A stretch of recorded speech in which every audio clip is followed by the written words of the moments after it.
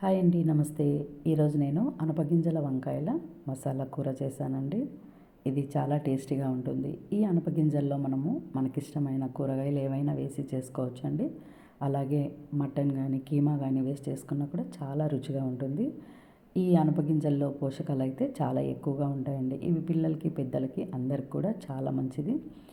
ఇవి సీజన్లో మాత్రమే దొరుకుతాయి కదండి. వీటిని మనం తర్వాత కూడా కావాలంటే ఎండబెట్టి గింజల్ని స్టోర్ చేసి పెట్టుకొని వాడుకుంటూ ఉండాలండి. ఈ అనపగింజల కూర మనము ఎలాంటి రొట్టెలు కానీ చపాతీ పూరీలు అలాగే రైస్ ఐటమ్ అన్నిట్లకి కూడా చాలా బాగుంటుందండి. రాగి ముద్దతో తీసుకున్న బాగుంటుంది. దీన్ని మనం పొడి కూరలా కానీ పులుసులా కానీ గ్రేవీగా కానీ చేసుకోవచ్చండి. ఈరోజు మేమైతే జొన్న రొట్టె కాంబినేషన్గా చేసుకున్నాము. చాలా బాగుంది. ఇక్కడ నేను కేజీ అనపకాయ తీసుకొని పైన తొక్కంతా తీసి ఇలా గింజలు తీసి పెట్టుకున్నానండి. ఈ గింజల్ని మనము శుభ్రంగా కడిగేసి పెట్టుకోవాలి. ఈ కేజీ అనపకాయలు ఒలిస్తే ఇన్ని అయినాయండి. వీటికి అర్ధ కేజీ వంకాయలు కూడా కట్ చేసి పెట్టుకున్నా. మనం వంకాయలు ఎప్పుడు కట్ చేసినా కొంచెం ఉప్పు నీళ్ళలో వేసి పెట్టుకోవాలి. ఇలా వీటన్నిటిని కడిగిన తర్వాత చిల్లల గిన్నెలో వేసి పక్కన పెట్టుకోవాలి. ఇప్పుడు కుక్కర్లో 2 టేబుల్ స్పూన్ల ఆయిల్ వేస్తున్నానండి. ఇది వేడెక్కిన తర్వాత 2 పెద్ద ఉల్లిపాయలు చిన్నగా కట్ చేసి వేసుకోవాలి. మీరు ఇలా ముక్కలుగా కానీ లేకపోతే పేస్ట్లా చేసి కూడా వేసుకోవచ్చు. అలాగే 4 పచ్చిమిర్చీలు చిన్న ముక్కలుగా కట్ చేసి వేసుకొని ఇవి వేగడానికి 1 టీ స్పూన్ ఉప్పు, 1/4 టీ స్పూన్ పసుపు వేసుకోవాలండి. ఇప్పుడు చిన్న మంట పైన దీన్ని ఒక 2 నిమిషాలు మగ్గనివ్వాలి. తర్వాత దీంట్లో అల్లం వెల్లుల్లి పేస్ట్ కూడా వేసుకోవాలి.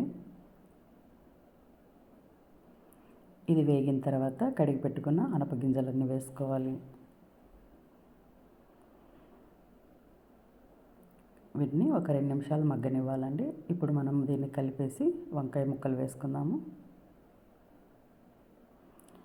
ఈ అనపగింజల కూర వంకాయల కాంబినేషన్తో చాలా బాగుంటుందండి.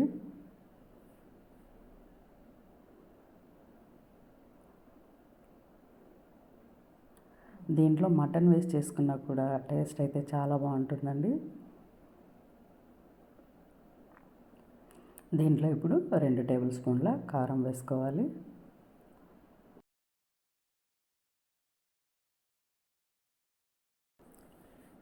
అలాగే ఒక పెద్ద సైజు టమోటోని చిన్న ముక్కలుగా కట్ చేసి వేసుకోవాలి. మీకు ఈ టమోటోలు ఉల్లిపాయలు గ్రేవీగా కావాలనుకుంటే పేస్ట్లా చేసి వేసుకోవచ్చండి. అలాగే నేను ఇక్కడ నీళ్ళు వేడి చేసి వేస్తున్నానండి.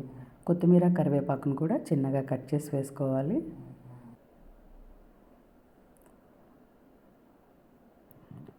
ఈ అనపగింజల్లో మాంసకృతులు ఎక్కువగా ఉంటాయండి. వెజిటేరియన్స్ అందరికి కూడా చాలా ఆరోగ్యాన్ని ఇస్తాయండి ఇవి. మనం మాంసం తింటే ఎంత బలం వస్తుందో ఇలాంటి పోషకాలు ఉన్నటువంటి గింజలు తీసుకున్నా కూడా హెల్త్కి చాలా మంచిదండి. అలాగే దీంట్లో కొద్దిగా ధనియాల పొడి, గరం మసాలా కూడా వేసుకోవాలండి.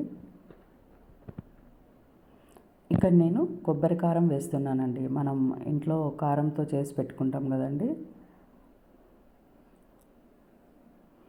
ఈ కొబ్బరి పొడి కానీ మనం పల్లీలు నువ్వుల పొడి ఇలా కొన్ని వేయడం వల్ల గ్రేవీ చిక్కగా వస్తుందండి.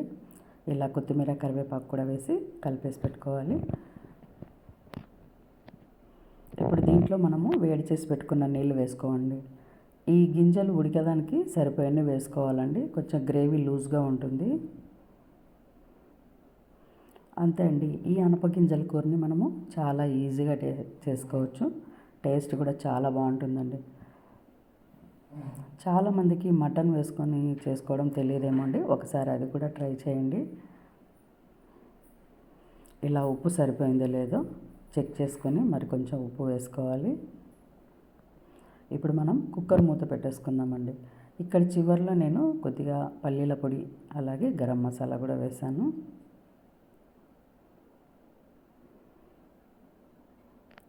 అంతే అండి.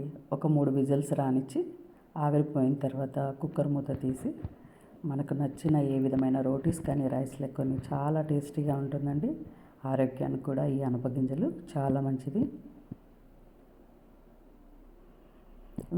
వీటిని మనము స్టోర్ చేసి పెట్టుకోవాలంటే బాగా ఎండబెట్టి వీటిని గింజలుగా చేసి కూడా పెట్టుకొని వాడుకోవచ్చండి.